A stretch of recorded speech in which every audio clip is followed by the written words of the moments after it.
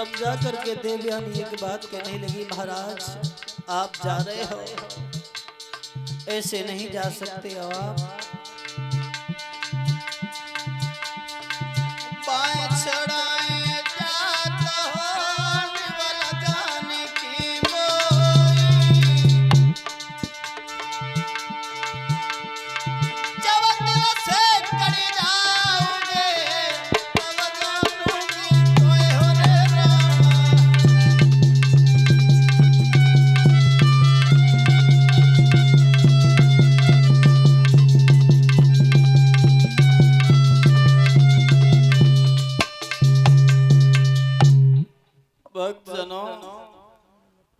महाराज याती वहां से जब चले गए हैं, महाराज याद जब वहां से चले गए, देवयानी अपने आंगन में आई हैं, सारी बात अपने पिता शुक्राचार्य को बताई है। तो शुक्राचार्य कहने लगे, शर्मिष्ठा हमसे ये कह रही थी कि हम भिखमंगा हैं, उसके दरवाजे पर हम भीख मांगने कहीं जाते हैं क्या?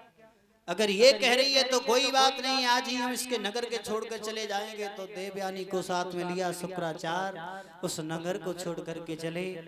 विश्वकर्मा ने ये सुना है तो दोनों हाथ जोड़े हैं आकर के विनय किए है, गुरुदेव अगर आप ही मेरा राज छोड़ करके चले जाओगे फिर मेरे राजा होने का फायदा क्या होगा? आप इस राज को छोड़ करके मत जाओ, और अगर मेरी बेटी ने ऐसे वचन कहे हैं तुमसे और तुम्हारी बेटी से, तो मैं ये वचन देता हूं जब तुम्हारी बेटी की शादी होगी तो मेरी बेटी तुम्हारी बेटी की दासी बन के जाएगी। भक्तजनों,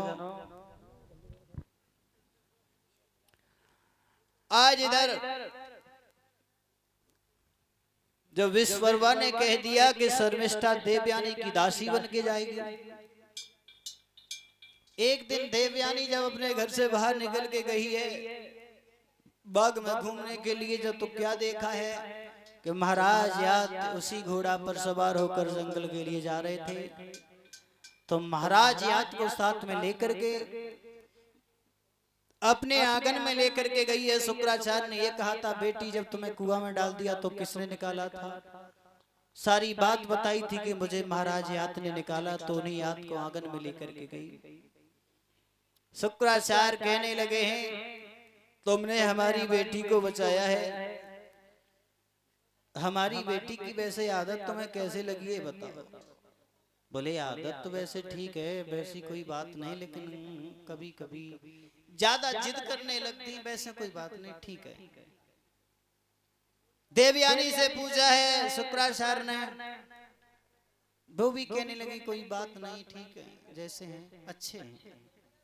दोनों के विचार देखें तो शुक्राचार्य ने एक बात कही है, हमारी बेटी के साथ में आप शादी करो। शुक्राचार्य की बात सुनी यात ने तो कहा है कोई बात नहीं, अगर आप चाहते हो तो मैं शादी कर लेंगे। भक्तजनों, बड़े प्रेम से देवयानी की शादी हुई है महाराज यात के साथ में। और यात के साथ में जब शादी हुई है भक्तजनों, जिस समय विदाई का समय हुआ है तो विदाई के समय पर एक बात कही है शुक्राचार्य ने, राजन एक बात का ध्यान रखना,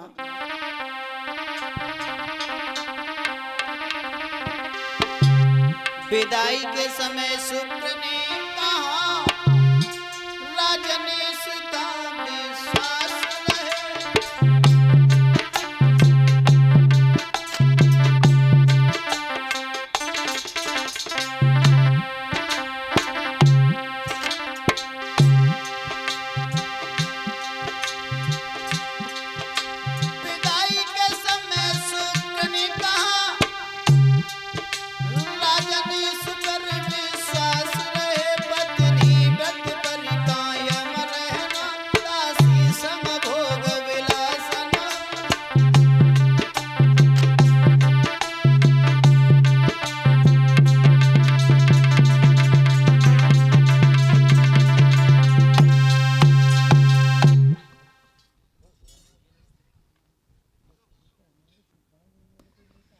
वक्त जनों विदाई के समय पर शुक्राचार्य ने कहा है,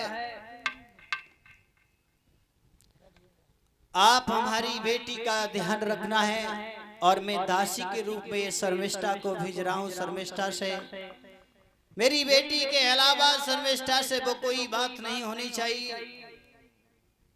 बोले कोई बात नहीं, आपने जो कहा मैं आपके वचन को मान रहा हूँ। लेकिन धीरे धीरे समय व्यतीत होता रहा है। देवयानी के गर्भ से एक सुंदर से बालक ने जन्म लिया है। जब सुंदर से बालक ने जन्म लिया उसका नाम पड़ा है यदु।